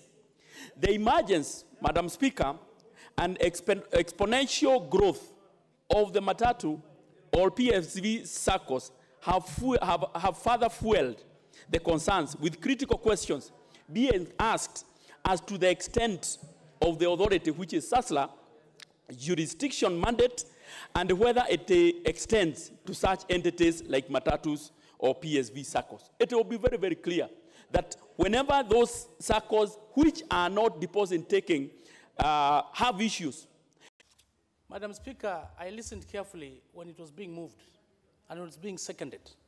And indeed it's true, when you talk about these Matatu SACCOs, they have nothing to do with this bill. Those ones are being regulated by the Ministry of Cooperatives. This bill is focusing on those SACCOs that are doing what we call the front office, the FOSA, the deposit taking, whereby they are focusing on quasi-banking aspect. And I'm happy to note that, Madam Speaker, that the issue of the Banking Act has been brought in. Because when you look at Microfinance Act, where we have also microfinance institutions, which are also doing quasi-banking, you find that they're also being regulated through the Banking Act. And in this case, the main player here is the central bank. Madam Speaker, cooperatives play a very critical role in the economic development of this country. And as the chair of trade has clearly put it, the Sacco industry right now, Madam Speaker, it controls more than asset base of more than $1 trillion. When you look at some banks, the Saccos are way bigger. And Madam Speaker, surprisingly, when you go to those Saccos, you find directorship is based on how much you've saved. And you might find some of the directors, Madam Speaker, in terms of the academic qualification, it is wanting. They do not even understand or can interpret a basic financial statement, Madam Speaker. I'm happy to note that in one of the amendments is going to put some qualifications of the directors. As you know, if you're a director, you are at the apex of the institution. In terms of decision making, you are there to oversight management. You are also there to provide supervision and critical decisions when it comes to approval. So I'm happy to note that from today henceforth, the directors must be able to have some minimum academic qualifications. And not only the minimum academic qualifications, they're also supposed to have the continuous professional development, just like other professions, because the world is changing. Madam Speaker, it's also good to note that they must embrace the aspect of ICT. Most of these SACCOs, Madam Speaker, some are so huge, but they are using some outdated measures. When it comes to issues of data, it becomes a problem. So the embracing of the use of ICT, Madam Speaker, it is going to bring in efficiency, effectiveness, and is going to ensure this issue of credit sharing, Madam Speaker. If you're not creditworthy, you can jump from one SACCO to another. You fleece this and you take off. So those days now are gone, Madam Speaker. And I want to thank the committee for the good work, Madam Speaker, that they've tried to put across. Madam Speaker, when you look at SASRA, SASRA is a regulatory institution when it comes to the issue of SACCOs. But I've tried to go to the counties. You've not seen SASRA, maybe even devolving itself. It must cascade down. Maybe it's the highest time this institution, SASRA, must be well funded from the exchequer. So one SASRA issue of funding, and I'm saying this so that when the chair will be replying, he takes note of this. Because it's a budget-making house, so that you can be able to increase the funding for CRUPLAS. They end up psychofying that money. They take off with that money because the issue of integrity was not there. So you cannot just be a director, not only on academic qualification, but you must be able to look at the issues of integrity. The chapter 6 of the Constitution is very clear. So those SACCOs that have been having directing, and when you want to get an emergency loan, Madam Speaker, in the SACCOs, some of them they'll take as less as 1 hour or 2 hours, you get your money. In this parliament, Madam Speaker, We have Pacoso Sacco, Madam Speaker. I've been serving with Pacoso Sacco. And I want to tell you, Madam Speaker, that my money for campaigns, I've been saving in that Pacoso Sacco. And it's very, very efficient. And for you, honorable members who want to come for the second time, please, can you save your money with Pacoso? Anytime you need it, within an hour, within 30 minutes, you'll have your money, Madam Speaker. This is what the SACCOs are doing. When you go to the banking industry, the banks, Madam Speaker, you want to get your money, there are a lot of hidden charges that you don't know. And for you to access your money, it takes forever. So when it comes to the issue of SACCOs, this regulation is going to add a lot of value, Madam Speaker, as far as the success of the Sacco Society is concerned. When you go to Canada, Madam Speaker, the Sacco movement in Canada is at the top. And it has contributed very well when it comes to success of the economy. So it is indeed important that we must embrace these issues of SACCOs for us to enhance the issues of success. Even when it comes to business, Madam Speaker, the business ventures, you can get your money easily through the SACCOs. So it is indeed important that this regulatory framework, Madam Speaker, it was long overdue. I know it overstayed in the other house, the lower house, Madam Speaker. But you are requesting the senators, when this bill will find its way, I don't know whether it will go back. We don't want to go into mediation. We are humbly requesting them to look at this bill objectively. We are not debating for purposes of competing which house is higher than the other. But we are debating, we are legislating for the public good of this country, Madam Speaker. Madam Speaker, having said that, I also want to mention briefly on the issue, I saw something critical here that the majority leader had mentioned. On the issue of the interest rates, I know we passed a law in the banks. We have these things of the capping, whereby you can only have the margin of the 14% on the base rate. When it comes to SACCOs, Madam Speaker, it's been charging 12% on a reducing balance. So this is something that we must be able to embrace so that we can provide some alternatives in this country and move forward. The Bunge Sacco, for instance, Madam Speaker, I actually bought my first house in Nairobi through a Sacco. So this issue, this has been long overdue. I'm humbly requesting the honorable members, wherever they are, to support this. I bought land through the University Strategic Grain Reserve.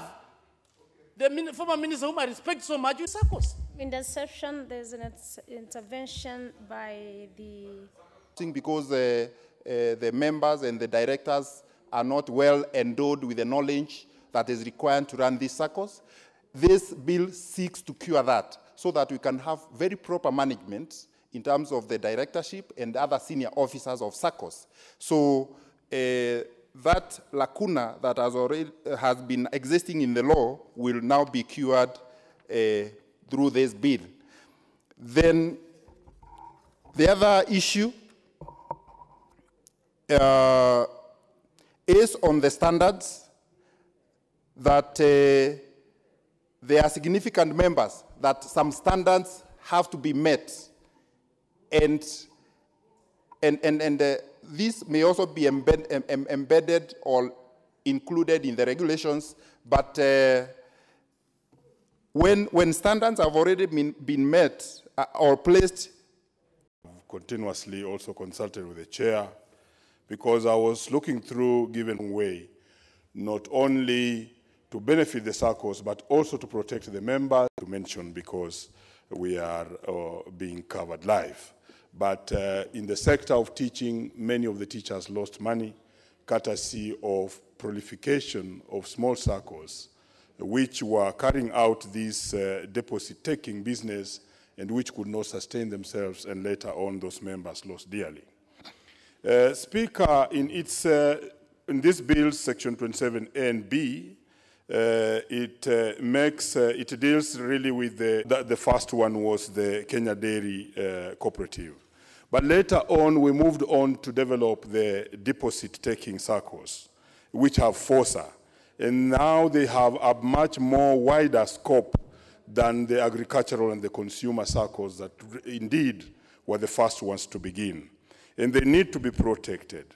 And therefore, in that section 27A and B, it's very, very good, because now the Kenyans and the depositors can know that this is the correct Sacco where to deposit your money and not to be cheated by other small ones that are not supposed to be doing this work and therefore carry out this activity. However, how I wish the chair would not go out, because this is where he has to listen to me in his replies and get the fact that I hope in so doing we shall not confine the registration of these SACCOs as to limit them to just the institutions that are there, because the Sacco movement has really revolutionized itself from the time of 1908 when we had the first one coming up to now.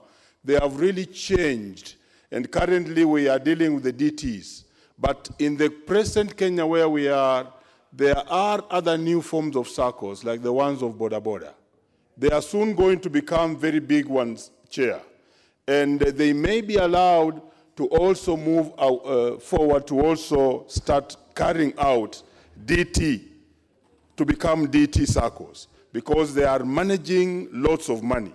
So I hope this bill will not completely block out the venturing out. Chair, Speaker, I would really want the chair to listen to this, that they will not lock out the venturing of the new prototype of SACCOs that are coming up by the borders and so on, and the other small-scale businesses, which can actually now have more money than the old ones that we had as just deposit taking from the people who are having salaries. So that would be very important. And then in this bill, in its clause 48, it's giving powers to the authority to determine the suitable people to actually manage the SACCOs. This one, I support it fully, because for the monies of the workers and the monies of the investors and the people who are dealing with these SACCOs to be protected well, then we need to have a regulation that determines who and what is the level of education are the leaders going to be, and therefore I support that bit very, very fully. The bill in its section 50, the proposed bill, therefore, transactions that people carry out. If we do that, we shall build still a sense of responsibility from a very young age. I have people in my constituency, young people, who are venturing into business. And the typical one, they don't set up a kiosk. Will be someone buys a Boda bike, and I have known somebody who has moved from 1 to 3 motorcycles. That's phenomenal growth. He's supporting his own family, he's educating his children, and so on. One way he has been financing that is borrowing in merry-go-round type things. Not even formalized yet as a SACCO, or as not even putting it in a deposit-taking SACCO, but getting it together, drawing on the resources of other people, and an arrangement of trust, using it to invest and paying it back, and growing like that. That's the way that societies grow. We are on the right track. Mr. Speaker, sir, the TIC committee to which I belong was looking at this not from the financial perspective, but because it's a cooperative of sorts. We must quickly begin to realize that at this level of intermediation, we are deepening financial intermediation, and that therefore it's linked to the finance sector, and that there must be active collaboration between this aspect of cooperatives and what the finance sector is doing. We must not be fascinated by big names and big banks. Only a tiny proportion of our citizens operate there. The majority of our citizens operate at this lower level. The unspoken level, what I think is really, really critical. If we strengthen these institutions and create confidence around them, every village in this republic will have a financial institution. And if they do, maybe what will happen, when drought hits our northern areas, they'll quickly sell, and then they can put their money in an institution that's close by, and they know who is running it. In the US, that's what drove where you put your money. You knew who was behind it. Not some unknown thing in New York and so on. It was usually in a neighboring village, you know, so-and-so is a trusted person. He's running that association. And if he's not, of course you get a run on the institution. We must continue to build that trust in our people and the institutions that our people want so much to embrace.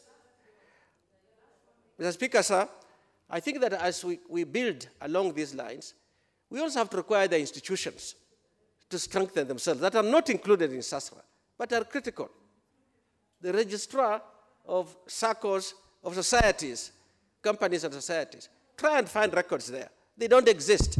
So you can't even verify who it is that you're dealing with. Those kinds of collateral institutions also need to be strengthened. Mr. Speaker, sir, I want to end on the note that this is the kind of thing that we must do. We must speak to it. We must encourage it. It's the way to go. It's the way that will save our people. Thank you, Mr. Speaker, sir. The Honorable Bunyasi, I always enjoy your contributions. Thank you. And that I always learn new things. When you say that our youth, we must engender. The managers should have relevant qualifications. They should know more of cooperatives and Sacco movements. They should be men and women who are widely read. So they should be men and women of integrity, men and women who are accountable. So if we do this, we are going to have a lot of money in our SACCOs, and the issue of low gross-domestic product in Kenya will not be at all because they'll be paying interest and they'll be paying taxes. So we need to protect the SACCOs in our... The Sacco sector in Kenya has experienced tremendous growth over the years. And the sector, Mr. Speaker, has over 6,000, there are over 6,000 active SACCOs in Kenya with over 14 million members. So you can see it's a very big and vast sector of the economy, Mr. Speaker. And besides helping to enhance the financial inclusion, Mr. Speaker, the cooperative movement has a lot of savings in its members to the tune of, I believe, 500 billion shillings. That is a lot of money, Mr. Speaker. And because of the importance attached to the movement, Mr. Speaker, in 2010, SASRA was formed. And the mandate of SASRA, Mr. Speaker, it's a regulatory body that supervises and regulates the Sacco sector. The SASRA created in 2010, Mr. Speaker, has pushed SACCOs to strengthen their corporate governance and also to increase capital adequacy, which had been a problem and which resulted in failed SACCOs. So these are very two important duties that SASRA does, Mr. Speaker. So, Mr. Speaker, some of the challenges that have been facing, and in fact, which prompted the introduction of this 2018 bill, has been the challenges facing SACCOs. Some of these challenges have been liquidity, some have been credit information sharing, and brand confusion. There is a need to legally protect the name Sacco, especially now that we have a DT Sacco. And Mr. Speaker, there's also the issue of suitability test for those who will run the SACCOs and directors and members of the board. There's also a need to protect the deposit of members in the Sacco, Mr. Speaker. Before, it was just people place their monies in the SACCOs and they pray to God that those monies are protected. Now we need to legally protect these funds, and that is why this bill is before us in Parliament. And it is in the light of these challenges, Mr. Speaker, that these amendments were brought to Parliament.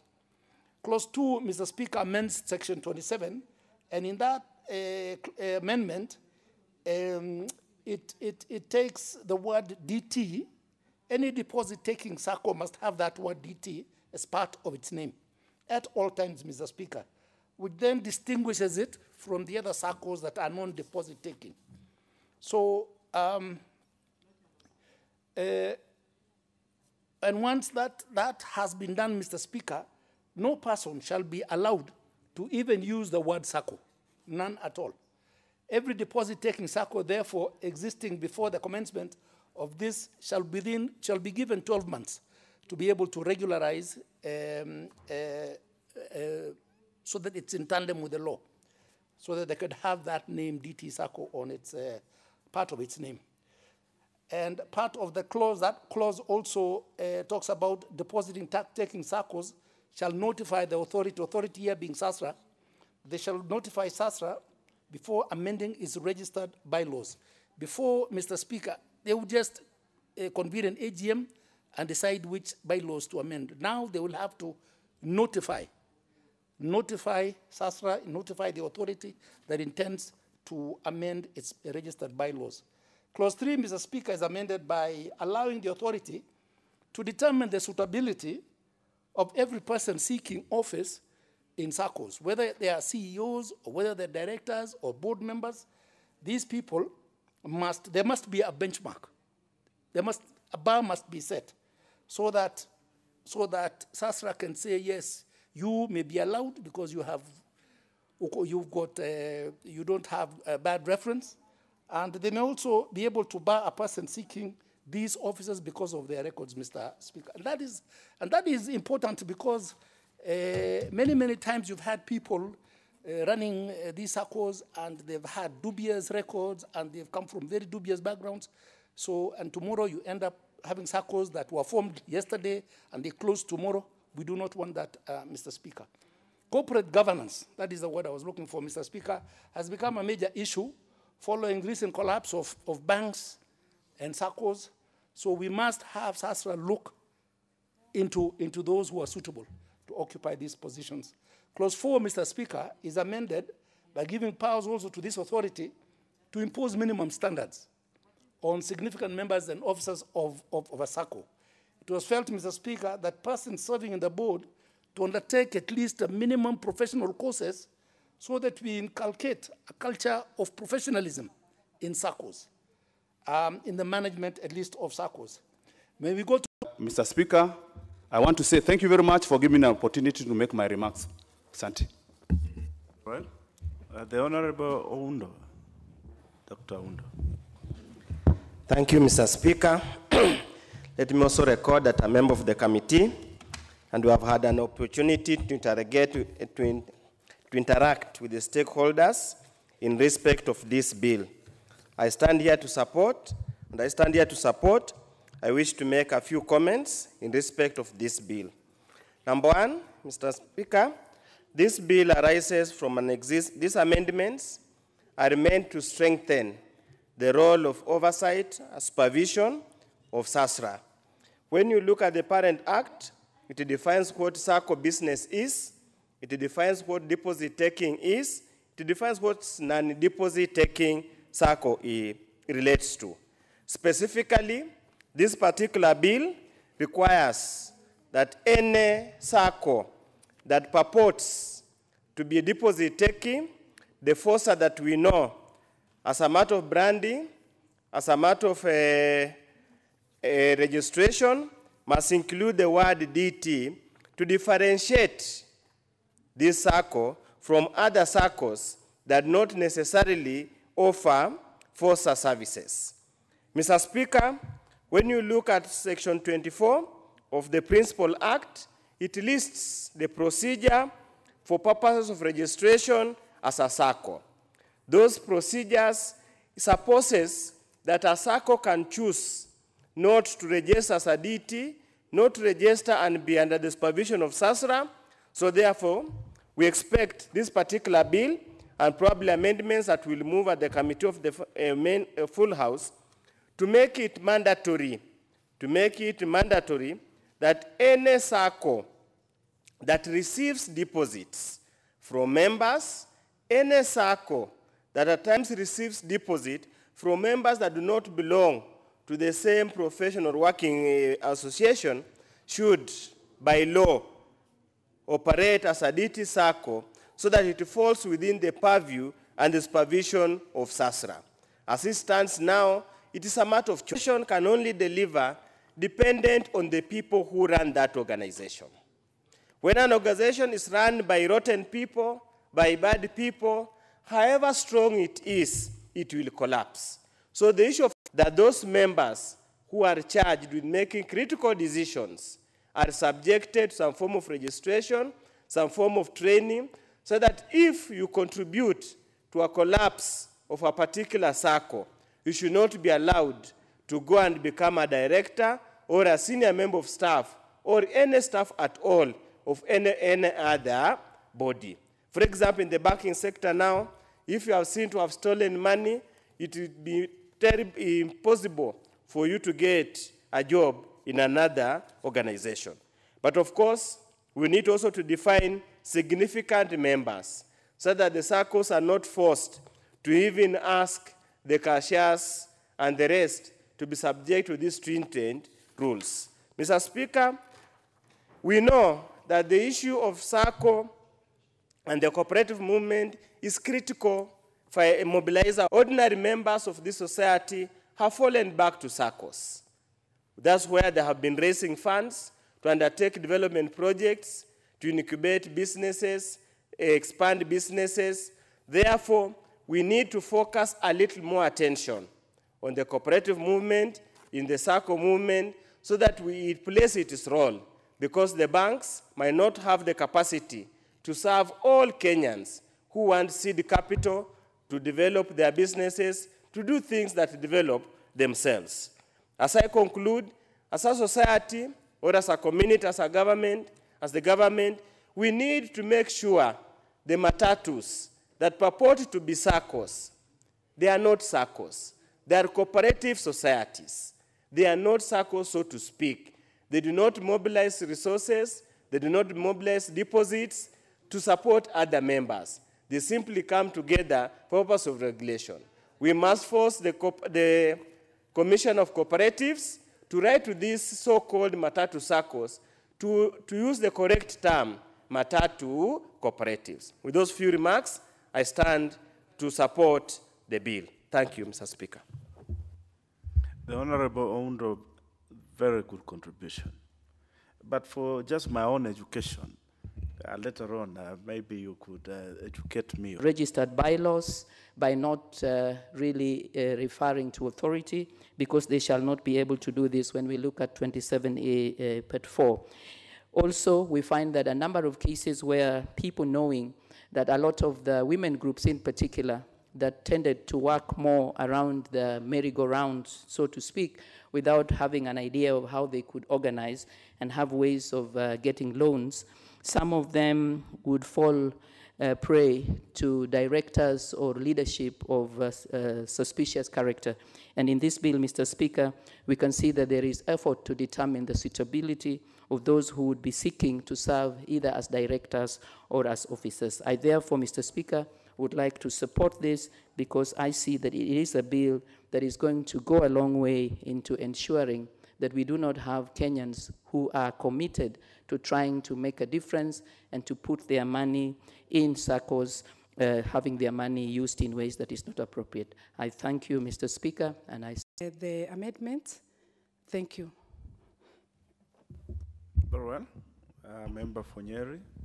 We shall have the Honorable Obara, member for Kabondo Kasipul.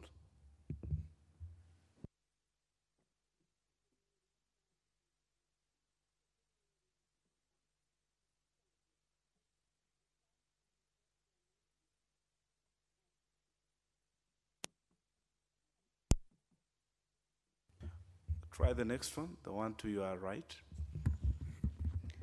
Thank you very much, Mr. Speaker, for giving me this opportunity to speak on the bill, and I stand to support the amendment.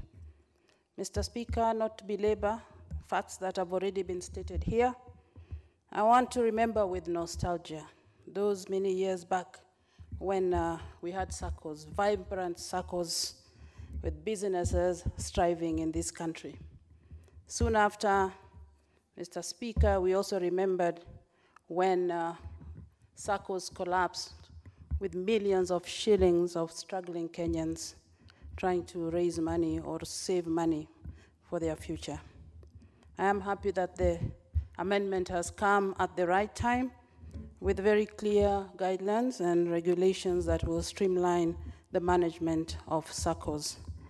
Mr. Speaker, I want to say that this has or will give Kenyans confidence once again in savings with the SACCOs. I know great SACCOs in my county, which was for teachers, that actually collapsed with a lot of money, and I believe that with the kind of numbers that we have with the teachers and with these regulations coming up, I believe that they will be happy that this finally is coming through. Mr. Speaker, on the leadership, again, I'm happy that sanctions are coming out very clearly on what will happen, that even as you go for the leadership of the Sacco, you know that there are certain sanctions, that if things go wrong, that you will be held to account. Thank you so much, and I once again support the amendment. Thank you. Very well. The Honorable Cecily, you ready to reply? Very well, proceed. Mr. Speaker, sir, I rise to reply, and I wish to really thank all the honorable members that have truly participated in this important motion, because they say no Sacco will be allowed to change any bylaws of that Sacco without authority from the main authority of the Sacco that will be overlooking the proper governance of these Saccos. And I think that is very important, because in every AGM you hear bylaws were changed, and they're always changed to suit the leadership of the day so that they can be able to get away with a lot of things that they may do wrong, Mr. Speaker. So I really want to thank all members that have supported us this afternoon, and I believe this particular amendment will go along in strengthening the Saccos across the country and making them better managed, and of course empowering the membership of those Saccos. So with those few remarks, Mr. Speaker, I beg to reply. Very well. The Honorable Cecily Mbarire, I believe you had something further to say to this. Yes, Mr. Speaker, I wish to rise on Standing Order 53(3), that you may defer the putting of the question on this particular motion until the next appropriate sitting, so that we have enough membership to support it. Thank you, Mr. Speaker. Very well.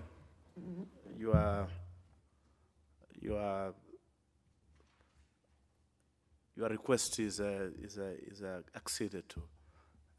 I will therefore direct that we move to the next business. Order number 12, the Statute Law Miscellaneous Amendments, number 2, Bill, National Assembly Bill number 13 of 2018, second reading. The Honorable Cecily.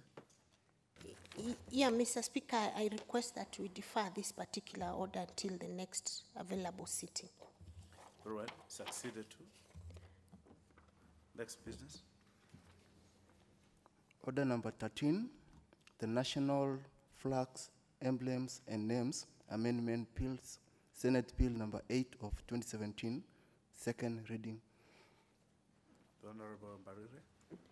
Mr. Speaker, I further request that this particular order be deferred until the next available sitting. Your request is accepted. I direct that we move to the next order. Order number 14, the Parliamentary Service Bill, National Assembly Bill number 6 of 2018, second reading. Again, Mr. Speaker, I respectfully request that this order be deferred until the next available sitting. Very well. It's acceded to. Honorable members, I want to thank you, all those who have made contributions this afternoon, especially to the Sacco Amendment, Societies Amendment Bill. I think they have been very good contributions, and I want to wish you a good evening. Honorable members, the time being 6:54 p.m., this House stands adjourned till Thursday, the 8th of November 2018 at 2:30 p.m.